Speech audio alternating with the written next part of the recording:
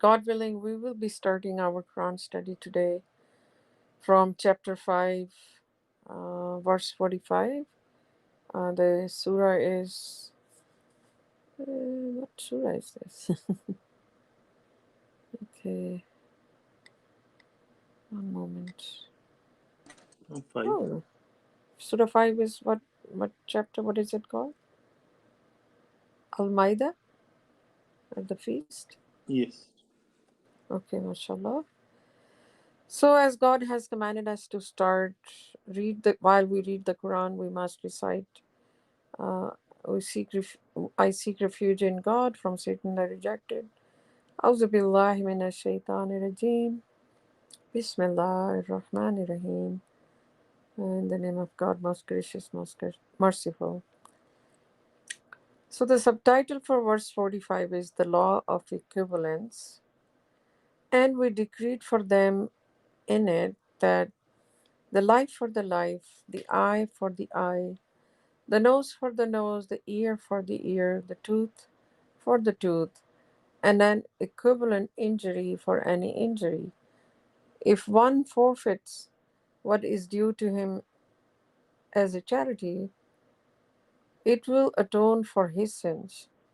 Those who do not rule in accordance with God's revelations are the unjust.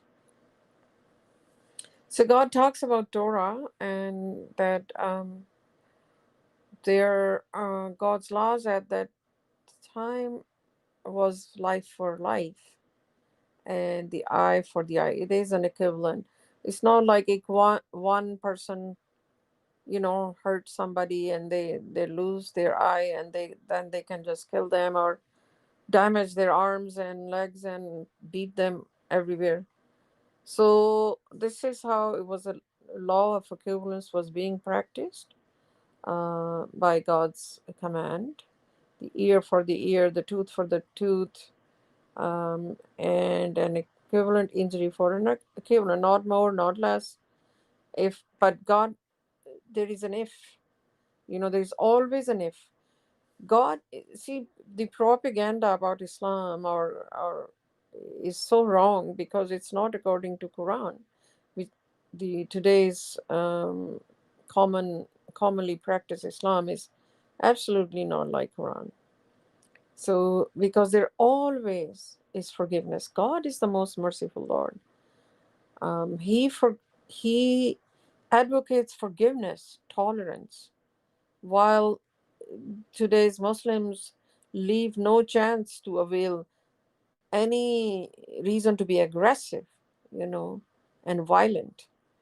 God absolutely does not advocate such actions.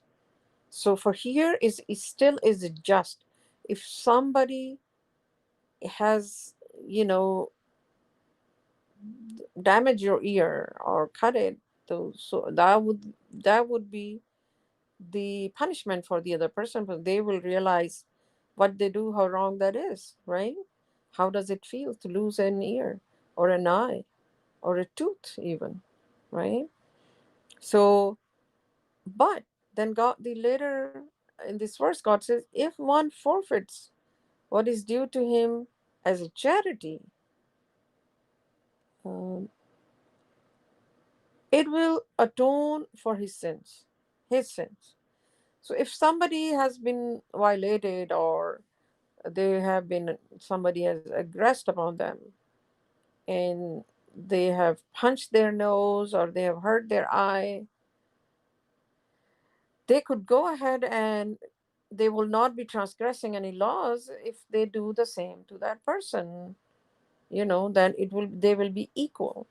But imagine God says, if this person forgives the other person, forfeits and lets it go as a charity, because then they have one up, and one that God says will be an atonement for their sins, because you know how being merciful to others grows your soul.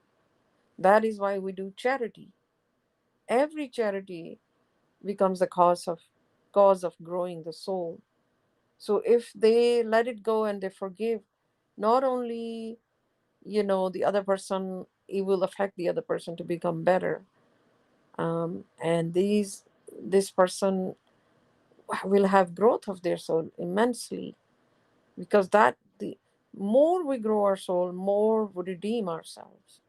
Because every time soul grows, some kind of level we have crossed, you know, and we have come over certain sins, and we are working towards growing our soul. So atonement happens when we, God says, they choose the hard path, the difficult path, sorry. So this is difficult for people, but imagine if you do that, that's your original whatever sins you have committed, then you will uh, have atonement for that. If you're equal, then it's fine, like nothing gained, nothing lost.